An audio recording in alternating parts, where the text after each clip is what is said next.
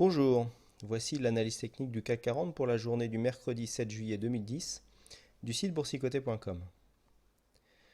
Aujourd'hui, nous avons eu une belle séance de baisse, une bougie bien pleine encore, une ouverture pourtant en baisse. Alors, euh, certaines personnes m'ont signalé un gap sur l'ouverture du jour, donc je rappelle que pour avoir un gap, il faut qu'il y ait un trou de cotation entre les bougies. Donc ici, on aurait eu un gap si on était venu ouvrir au-dessus du plus haut de la veille, donc à 3456 ou plus haut, ou alors un gap baissier dans le cas d'une ouverture sous le plus haut de la veille, ce qui était hier 3300, 3349,68, donc bon, en gros 3350. Il faut vraiment qu'il y ait un trou entre les bougies. Là, ici, l'ouverture s'est faite à 3386 points. Alors effectivement, par rapport à la clôture de la veille, il y a un écart, mais ce n'est pas un gap car l'ouverture se situe dans la zone de cotation de la précédente bougie. Voilà pour cette petite précision. Donc une ouverture à 3386 points,47. Nous avons été marqué un point bas à 3361,18. Et puis le CAC s'est repris tout au long de la journée. Nous sommes venus marquer un point haut à 3483,44 qui représente aussi la valeur de clôture du CAC 40. Donc on clôture sur un plus haut, ce qui est en général un signe de force haussière. Donc une reprise haussière, on confirme donc la bougie que je vous avais signalée hier. Je vous avais dit que cette bougie était assez haussière, mais finalement, techniquement, on était resté entre les zones de support-résistance que je vous avais tracées entre 3450 et 3350. Je vous avais signalé que si on cassait ici cette zone et si on tentait de réintégrer la trendline qui constitue un support haussier de la tendance qui est partie en fait sur ces deux premiers plus bas, si on arrive à réintégrer, on pouvait repartir sur une tendance haussière au moins très court terme. Ça peut encore n'être qu'un rebond technique, mais bon, on peut commencer déjà. On voit ici des plus bas de plus en plus haut et des plus hauts de plus en plus haut aussi. De plus, si nous remarquons ici les volumes, nous remarquons que les volumes sur cette séance haussière sont supérieurs à la moyenne. Nous confirmons ici le signal de MACD au niveau des histogrammes qui remonte. Le stochastique ici qui vient de croiser sa ligne de signal à la hausse en pleine zone de survente. Bon, un RSI qui nous laisse un potentiel haussier relativement intact car il se trouve en zone neutre. Tous les éléments sont remplis pour avoir ici une possibilité de rebond. Si nous traçons les Fibos, voilà, nous nous apercevons qu'ici, si on retrace l'intégralité de la tendance, voilà, on se situe pour l'instant sur les 38,2. Donc vous voyez bien que hier, en fait, on était venu clôturer sur les 23,6. Ici, on vient clôturer très proche des 38,2. On s'aperçoit que les 38,2, bon, les 23,6 avaient été attaqués. Donc on confirme en fait cette attaque des 23,6 en venant clôturer juste sous les 38,2. Donc on voit bien ici que les Fibonacci sont encore très significatifs, car ils délimitent des zones de support-résistance qui sont bien respectées.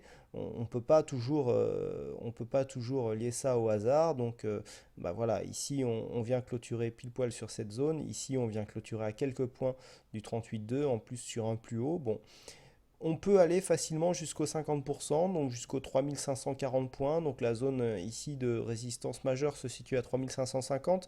Ça sera l'objectif très court terme qui sera visé.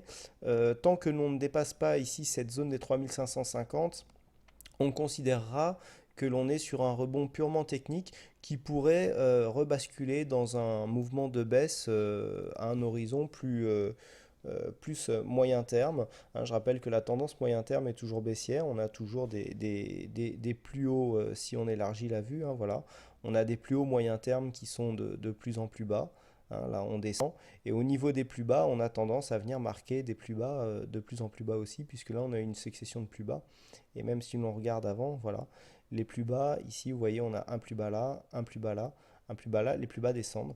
Donc, nous sommes toujours dans une tendance moyen terme baissière. Bon, quoi qu'il en soit, ce rebond peut encore se développer, d'autant plus qu'ici, une clôture sur un plus haut, sur une telle bougie, peut laisser présager d'une clôture pourquoi pas en gap demain, ce qui nous permettrait de franchir à la hausse ici cette moyenne mobile 20 exponentielle qui représente une borne relativement importante pour repérer des tendances court terme. Donc voilà, pour l'instant, il faut attendre de voir comment se passe aussi la tendance aux US. Pour l'instant, la bougie, donc bougie très puissante, avec des volumes ici, les indicateurs techniques qui confirment ce possible rebond, une volatilité en hausse, des volumes en hausse. C'est relativement sain, hein, des bougies relativement amples. Il y a du volume, donc il y a de la matière. Bon, ça peut permettre de développer un rebond tout à fait intéressant. Voilà. Euh, Ce que l'on peut dire sur cette séance, donc, c'est que demain, on attendra de voir si on casse vraiment en force ici la zone des 38,2, à savoir les 3488 points. C'est la première zone qu'il faudra casser. Si on n'ouvre pas au-dessus de cette zone de Fibo ou au-dessus de cette résistance, on a ici une moyenne mobile 50 jours qui se situe pile poil sur les 3550. Un test assez rapide des 3550, même s'il n'y a pas franchissement tout de suite, nous donnerait une vision assez intéressante de la suite de la tendance haussière, savoir si elle se développera ou pas ou s'il s'agit simplement d'un rattrapage de cette jambe baissière que nous avons eue les précédentes semaines. Il y a aussi, d'un point de vue microéconomique, la saison des publications du deuxième trimestre qui va débuter la semaine prochaine. Certains investisseurs se placent peut-être en position en anticipant des nouvelles microéconomiques favorables. Bon, là, c'est de la spéculation, hein, on tente un coup. C'est tout à fait jouable. A priori, les publications sont attendues relativement bonnes. Donc pourquoi pas? C'est ce qui pourrait expliquer ici le retour sur le marché des acheteurs qui voudraient se placer avant la séance des publications.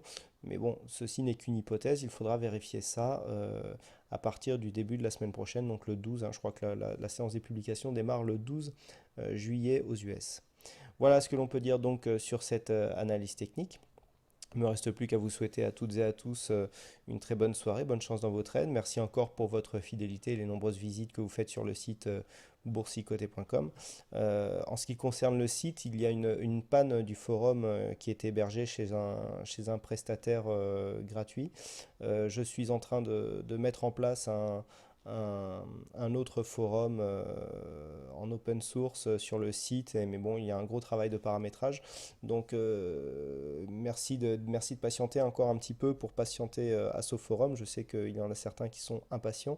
Le forum est bientôt fini d'être paramétré. Vous y aurez accès très bientôt et je vous préviendrai dès qu'il sera opérationnel. Voilà, merci encore une fois à toutes et à tous. Bonne soirée et à demain pour une nouvelle analyse technique.